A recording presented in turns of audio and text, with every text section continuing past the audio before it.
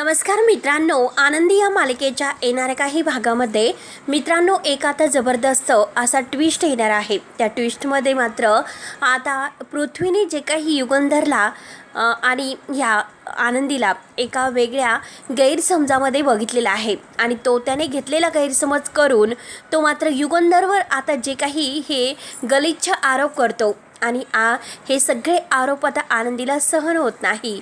कारण युगंधर तसा नाही तरीसुद्धा पृथ्वी आज त्याच्या वडिलांवर इतके घाणेरडे आरोप करत आहे आणि त्यात म्हणजे आता पृथ्वीने जे काही सांगितलेलं आहे तर ते ऐकून शिल्पा मात्र आनंदीला आता ह्या युगंधरच्या रूमच्या बाहेर काढायला निघालेली असते आणि आता रूमच्या बाहेर काढताना मात्र युगंधरने हे सगळं बघितलेलं असतं। युगंधर मात्र आता शिल्पाला घराच्या बाहेर काढण्याची धमकी देतो। जर आनंदीला त्रास दिला तर आता ताई या घरात तुला सुद्धा राहण्याचा हक्क नाही आणि आनंदीने मात्र पृथ्वीचा गैरसमज कसा प्रेमाने दूर केलेला असतो हे आता आपण ह्या व्हिडिओमध्ये बघणार आहोत। त्यासाठी मित्रांनो व्हिडिओ शेवटपर्यंत नक्की बघत राहा आणि जर तुम्ही आपल्या चॅनलवर नवीन असाल चॅनलला सबस्क्राईब करण्यासाठी मात्र विसरू नका। तेव्हा मित्रांनो हे बघा, आता मात्र आनंदी ही युगंधरच्या रूममध्ये राहत असते। म्हणजे तिची तब्येत बरी नसल्यामुळे युगंधरने तिला सांगितलेलं असतं की हे बघ आनंदी, जोपर्यंत तुला बरं वाटत नाही तोपर्यंत यापुढे तू आता ह्याच रूममध्ये झोपायचं।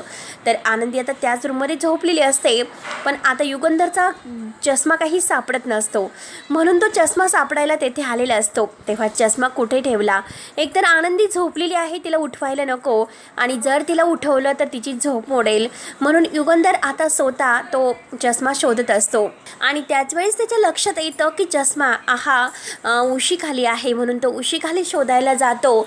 पण त्याच वेळेस आता आनंदीच्या उशीखाली जेव्हा तो चष्मा शोधत असतो आणि त्याच्या गळ्यातील साखळी आहे तर ती आनंदीच्या डोलामध्ये गुंतते आणि आता साखळी गुंतल्यानंतर तो काढण्याचा प्रयत्न करत असतो। त्याला असं वाटतं की आनंदी उठेल, आनंदीला त्रास व्हायला नको म्हणून तो अलगद असा काढत असतो। ते पण आता तिच्या जवळ आलेला असतो आणि त्याच वेळेस आता होतं तर काय, पृथ्वी तेथे आलेला असतो आणि पृथ्वी मात्र आता ते क्षणी आता तेथे आलेला आहे आणि तो हे सर्व बघतो तर त्याला धक्काच बसतो आणि तो म्हणतो आता हा माणूस म्हणजे किती फसवतो। आपल्याला म्हणतो की मी आनंदीसाठी हे व्रत केलं, आता माझ्या समिधावर माझं खूप प्रेम आहे आणि आता समिधाला हा फसवतोय। खरंच किती नालायक माणूस आहे, याला मी सोडणार नाही। म्हणून आता पृथ्वीचा गैरसमज होतो। पृथ्वी धावतच येतो आणि जोरात ओरडतो। तेव्हा आता जोरात ओरडल्या क्षणी आता मात्र ही आनंदी जागी होते। काय झालं असं विचारते।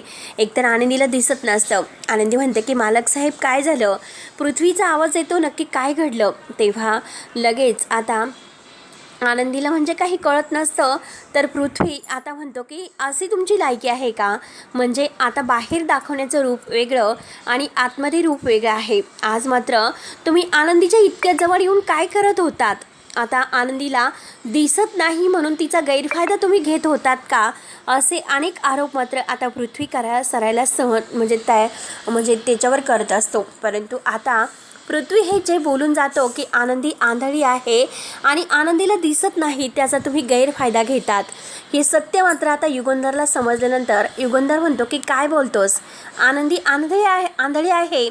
आनंदीला मात्र हे सर्व ऐकल्यानंतर धक्काच बसतो। आनंदी म्हणते की आता काय करावं, शेवटी एक नाही तर एक सत्य बाहेर येतच आणि हे आंधळी असल्याचं सत्य मी आता मालक साहेबांपासून दूर ठेवलं होतं, पण तरीसुद्धा आज हे सत्य त्यांच्यासमोर आले। आता युगंधरला फार मोठा धक्का बसलेला असतो, पण आनंदी म्हणते की हे बघ पृथ्वी, मालक साहेब माझ्यावर कोणताही गैरफायदा माझा घेत नव्हते, मालक साहेबांचं काहीतरी काम असेल। तर युगंधर म्हणतो की माझा चष्मा हरवला होता आनंदी, तो मी घेत होतो तर चष्मा उशीखाली होता।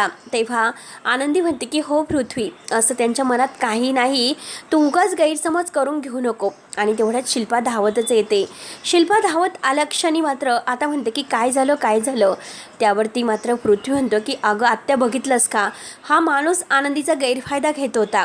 आनंदी आता त्यांच्या रूममध्ये झोपलेली आहे हे बघून मात्र हा माणूस अगदी गैरफायदा घेण्याचा प्रयत्न करतो। त्यावरती आनंदी घाबरून जाते। आनंदी म्हणते की नाही ताई साहेब, मालक साहेब असं काही करत नव्हते, त्यांचा चष्मा हरवला होता आणि ते घेत होते। तेव्हा लगेच आता ही शिल्पा म्हणून जाते तुला कसं समजलं, तुला तर दिसत नाही आणि तरीसुद्धा तुला समजलं का? आता शिल्पासुद्धा माता युगंधरच्या समोर हे सर्व बोलून जाते आणि त्याच वेळेस आता युगंधरला तर धक्का बसलेला असतो. युगंधर म्हणतो की आनंदी आंधळी आहे तरी इतक्या दिवसापासून मला का माहिती नसेल? हे सगळं नक्की काय असेल? हे सगळं काही झाल्यानंतर आता आबा आणि आरती तेथेच असतात. सगळेजण धावत येतात की काय झालं आणि पृथ्वी मात्र वाटेल तसे आरोप आपल्या वडिलावर करायला सुरुवात करतो. तेव्हा युगंधर पृथ्वीला म्हणतो की हे बघ पृथ्वी, मी तुला शेवटचं सांगितलं होतं की जे काही तुला बोलायचं असेल तर ती शेवटची वेळ असेल. यापुढे तू आज म्हणजे माझ्या चरित्रावर आज संशय घेतला, माझ्या म्हणजे मनामध्ये इतकं अगदी साप मन असून माझं तू माझ्या म्हणजे समिधाचा अपमान केला. माझं फक्त आणि फक्त समिधावर प्रेम आहे आणि आज तू माझ्या चरित्रावर संशय घेतला, त्यामुळे आज मी तुला या घरात नाही ठेवू शकत. आत्ताच्या आत्ता तुला या घरातून जावं लागेल. पण आज माझ्यासमोर एक सत्य असं आलेलं आहे की आनंदी आंधळी आहे, ते मला माहिती नव्हतं. तेव्हा आनंदी म्हणते की मालक साहेब प्लीज शांत व्हा, प्लीज तुम्ही शांत व्हा, असं काही करू नका. कारण पृथ्वी त्याला माहिती नाही की तुम्ही खरंच कसे आहात, तुम्ही एक देव माणूस आहात. म्हणून आनंदी आता पृथ्वीला सगळं काही सांगण्याचं ठरवते आणि म्हणते की हे बघ पृथ्वी, वेळ आल्यानंतर मी तुला सगळं काही सांगणार होते, परंतु आज एका देव माणसावर तू मात्र इतका मोठा आरोप केला, ते मला सहन होत नाही. मी तुला सांगते की हे बघ अरे ज्या युगंधर म्हणजे तुझ्या वडील आहे तर त्या बाबावर तो इतके घाणेरडे आरोप करतो, तर ते तुझे बाबा आहेत, तर त्यांनीच माझं आयुष्य सावरलं. मला म्हणजे विद्याधर काकाने माझं आयुष्य नराधामाने त्या पणाला लावलं होतं, माझं लग्न मोडलं आणि माझ्या आबांची इतकी किंमत गावामध्ये गेली होती. म्हणजे त्यांना आता माझं लग्न मोडण्यामुळे काहीच पर्याय त्यांच्यासमोर राहिलेला नव्हता. आणि त्याच वेळेस मात्र अगदी देवासारखे तुझे वडील धावून आले आणि त्यांनी माझ्याबरोबर लग्न केलं. पण लग्न असं केलं की जेव्हा त्यांनी मी या घरात आले तर मला कोणताही बायकोचा हक्क वगैरे दिलेला नाही, कारण त्यांचं फक्त आणि फक्त समिधा ताईवर प्रेम आहे आणि त्यांचं प्रेम ते तसंच राहील. मी सुद्धा त्यांचा हक्क घेण्याचा कधी प्रयत्न केलेला नाही. त्यामुळे मी तुला आज शपथ घेऊन सांगते की हे बघ, जरीही काही आता म्हणजे तुझा गैरसमज झाला असेल पृथ्वी, तो तुझा गैरसमज दूर कर, असं काही नाही. त्यानंतर मात्र आता शिल्पाला रागच येतो. शिल्पा म्हणते की म्हणजे आता ही इकडे मालक म्हणजे युगंधरच्या रूममध्ये झोपते, मग तिला आता युगंधरला ताब्यात घेण्यासाठी काही असा वेळ नाही लागणार. ही जे काही करते ना ही आनंदी, ही नाटकं करते, हिला काही झालं तरी आता शेवटी युगंधरला ताब्यात घ्यायचं आहे आणि त्यासाठी ती हे सर्व नाटक करत आहे. तर तेव्हा आता शिल्पा असं म्हटल्यानंतर ती आता लगेच म्हणते की आता ह्या आनंदीला मला अगोदर आत्ताच्या आत्ता रूमच्या बाहेर काढावं लागेल, कारण तिची लायकीच नाही येथे झोपण्याची आणि तरीसुद्धा आज मात्र ती येथे झोपलेली आहे. किती काही झालं तरी आता मी तिला येथे नाही झोपून देणार, त्यामुळे आता मात्र मला हिला घराच्या बाहेर काढावंच लागेल. आरती आता तेथेच असते. आता आरती आता तेथे असते. आता पृथ्वी आता जे आहे तर पृथ्वीला मात्र आनंदी म्हणते की हे बघ, तू तुझ्या बाबांची माफी माग. अरे असं आमच्यामध्ये काहीच नाही आणि आज मी तुला जे सत्य सांगितलेलं आहे तर त्या सत्याचा तू विचार कर, कारण तुझ्या बाबांनी माझं आयुष्य वाचवण्यासाठी मला या घरात जागा दिली, पण आमच्यामध्ये असं कोणतंही नातं नाही, कारण माझ्यापेक्षा तेच खूप अगदी कठीण वागतात. ते कधीही मला बायको म्हणून मानत नाही, फक्त मीच त्यांचा नवरा म्हणून स्वीकार करते आणि या घरात काय हवं काय नको हे जबाबदारी मी व्यवस्थित सून होण्याच्या पार पाडते.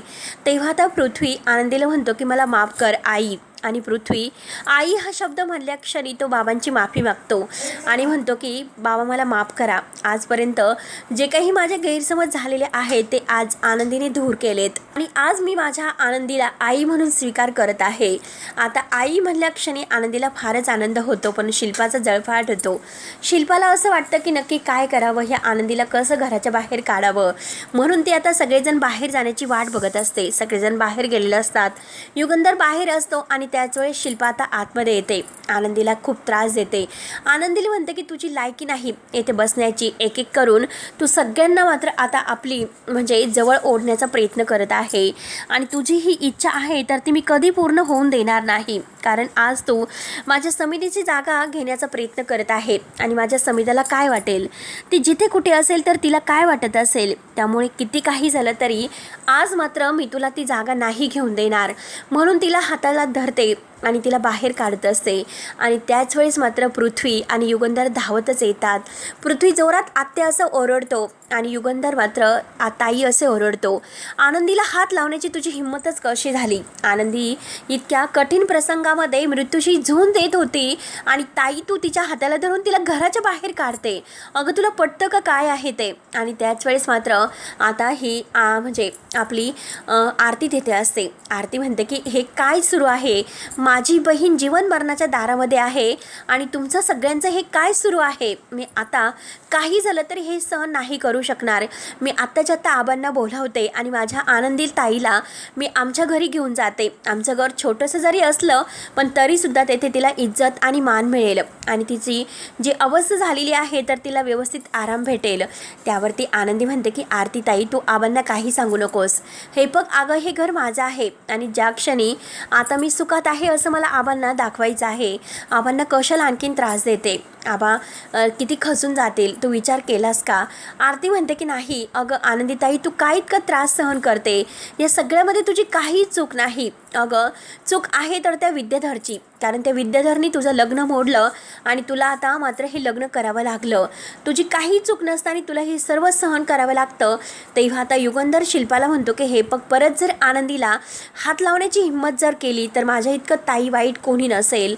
आणि जर तू परत आनंदीला घराच्या बाहेर म्हणजे या रूमच्या बाहेर काढण्याचा प्रयत्न जरी केला तर मी तुला घराच्या बाहेर काढेल आणि माझ्या रूममध्ये परत कधीही मी येऊन देणार नाही, हे लक्षात ठेव. आता हे सर्व काही ऐकल्यानंतर शिल्पाला फार जळफाट होत असतो. शिल्पा म्हणते की एकतर मुलांना जवळ ओढलं आणि आता म्हणजे सगळं काही घराची मालकीण होण्याची स्वप्न पाहते. मी हिला नाही सोडणार.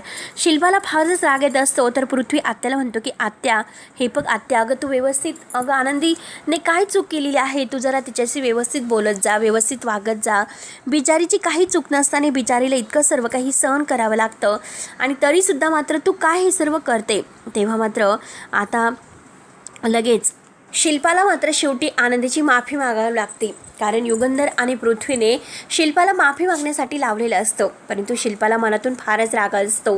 कारण ह्या विद्याधरने आता कुकरचा मोठा ब्लास्ट केला होता, त्यातच ही मेली असती तर बरं झालं असतं असं मात्र शिल्पाला वाटत असतं.